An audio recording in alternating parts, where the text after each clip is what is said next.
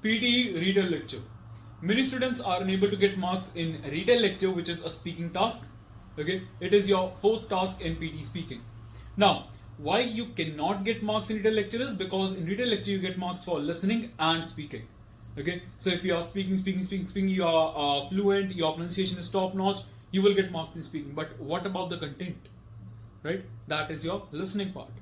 Okay, so the content that you say, the keywords that you say, either you use a template or anything, please make sure you use proper keywords, the keywords that are relevant to your topic.